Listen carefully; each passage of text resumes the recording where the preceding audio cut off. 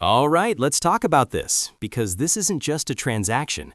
This is a narrative that feels almost fictional. The kind of move you make in a video game when you're down on your luck and you throw a Hail Mary in the offseason. But this is real life, and the Washington Nationals have just announced they've signed former Yomiuri Giants pitcher Drew Griffin to a one-year deal worth 850 million yen. That's roughly $6 million US. And the twist? The real story here isn't just the return of a player who hasn't thrown a major league pitch in 4 years. It's the fact that he's walking into a clubhouse that now includes another player from Japanese baseball, Rintaro Ogasawara, formerly of the Chunichi Dragons. So what are the Nationals thinking here? Let's peel this back from the beginning. Drew Griffin's name might ring a faint bell for dedicated fans.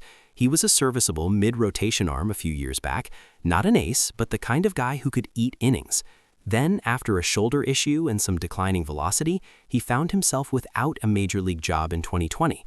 So he did what many players do. He went overseas. He signed with the Yomiuri Giants in Japan's Nippon Professional Baseball, the NPB, and his time there was solid, not spectacular. He was a reliable foreign pitcher in a league that values command and consistency over pure power. But here's the key. He didn't dominate. He didn't tear up the league.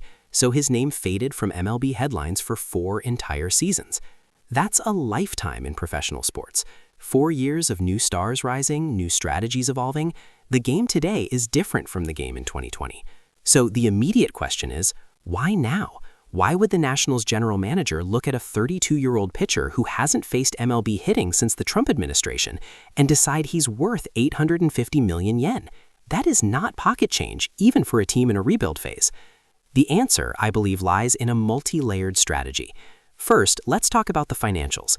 $6 million for a starting pitcher in today's market is essentially a lottery ticket. It's a low-risk, high-reward contract.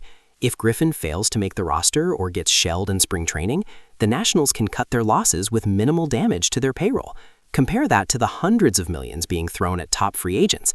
This is a calculated scratch-off ticket. But the second layer is the technical analysis.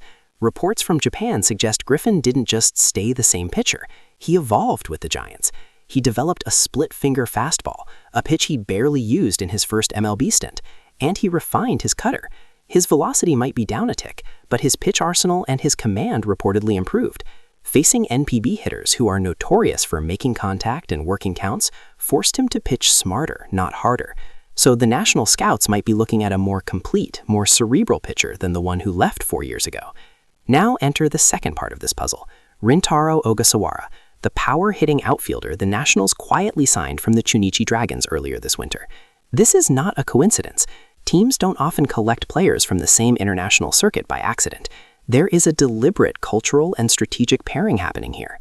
Think about the immense pressure of moving from Japan to the United States, the language barrier, the food, the travel, the completely different style of play.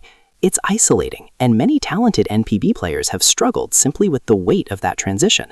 By bringing in Griffin, who has just spent 4 years living in Japan, understanding the culture, speaking some of the language, and experiencing the NPB grind, the Nationals are effectively building a support system for Ogasawara. Griffin becomes a de facto translator, a cultural liaison, a teammate who can say, "Look, I've been through this transition from the other side. I know what you're feeling." This soft infrastructure is incredibly valuable. It can be the difference between a homesick player who underperforms and one who settles in and thrives. But let's flip the perspective. What does Ogasawara do for Griffin? Because this isn't a one-way street. Ogasawara faced Griffin in NPB. He stood in the batter's box against him in the Central League. He has intimate knowledge of Griffin's stuff from a hitter's perspective. In spring training and in the bullpen, Ogasawara can provide priceless feedback. He can say to Griffin, "Your splitter moves differently here in the States because of the baseball," or "Your sequencing is too predictable for MLB hitters." This insider intelligence is like having a living scouting report. So the Nationals aren't just signing 2 players. They are building a self-contained Japanese baseball unit within their organization, a little ecosystem designed to accelerate the acclimation and performance of both assets. It's a fascinating and frankly clever approach to international free agency. Now, what about the reaction? Well, from the fans in Washington, it's a mix of confusion and cautious optimism.